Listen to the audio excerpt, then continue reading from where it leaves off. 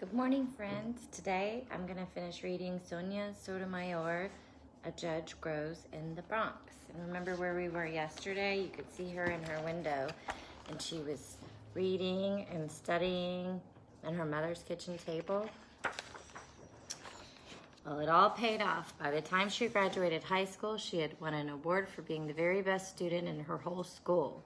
What an honor. You can't imagine how proud her mother was. This was her daughter, her Sonya. What an honor. Sonya's grades were so good that she was accepted at one of the very best colleges in America, Princeton University. This too was an honor, but Princeton was not the Bronx. Where were the subways? Where was the merengue music? Where were the people who looked like her? For the first time in her life, Sonya felt scared and shy and very out of place, almost like she was on a different planet.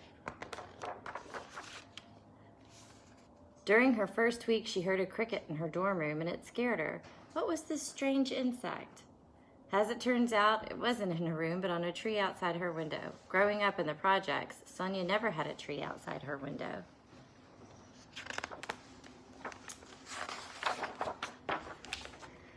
And growing up in the projects, Sonya never had the sorts of luxuries her classmates took for granted. Most of the Princeton kids had grown up taking tennis lessons and vacationing in Europe. They went skiing over Christmas break. Many of their parents and grandparents had gone to Princeton too. Suddenly, Sonya was aware of being poor, of being Latina, of feeling inferior. Where was the warm, comfy blanket of her family? Oh, how she missed them. In similar shoes, some people may have gone back home, but Sonya was like a flowering vine that would not stop growing. She would not just survive this strange new world. She would thrive. She would spend her first summer break reading all the books she'd never had time to read before to make herself even smarter. She would become the head of the club for a handful of Latino students. She would push herself to the limit, studying day and night and day at the library, and graduate with the highest of honors of any student in her class. Success comes to those who make the most of the chances they are offered in life. Sonya did become a judge, and a good judge too. She was known for working very hard and always being very prepared for trial. She was also known for having no patience for lawyers who weren't prepared. You better not mess with Judge Sonya. She was known for much more than this. Unlike many judges, she had grown up in poverty. She had grown up a child of a Puerto Rican parents. She had seen things most judges had not. People she'd grown up with gone to jail. People she'd grown up with were poor, and many of them weren't as lucky as she had been.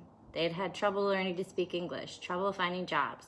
Unlike many judges, she knew firsthand what prejudice was, what it was like to be judged for your background. In the world of judges, this made Sonya very special. Oh, but Sonya was a very special judge, did not stop there. No.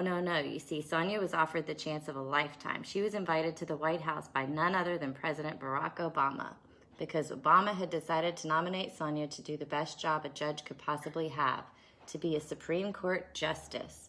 Justice is a fancy word for judge. The Supreme Court is the highest court in the nation. Supreme Court decisions help shape the law of the land. This was huge. There had never been a Latin American on the Supreme Court. How strange this was. There were so many people of Mexican, Puerto Rican, Dominican, Cuban descent adding color to the great garden that is America. Why shouldn't all these people have someone who understands their lives on the Supreme Court? She was one of the most respected judges in the country. She was the perfect choice. This was an honor beyond anything Sonya and all her beautiful flowering had ever imagined. But at that announcement ceremony, Sonya spoke about her mother rather than herself. I have often said that while I am all that I am because of her, I am only half the woman she is. Then, speaking straight to her mother in the audience, she said, I thank you for all that you have given me and continue to give me. Her mother cried and cried. This was her daughter. It wasn't over, though. There were some bumps in the path to the Supreme Court, a broken ankle, which didn't slow her down a bit, and angry people calling Sonya names like racist just because she was proud to be a Latina judge and not ashamed to say it. But this didn't.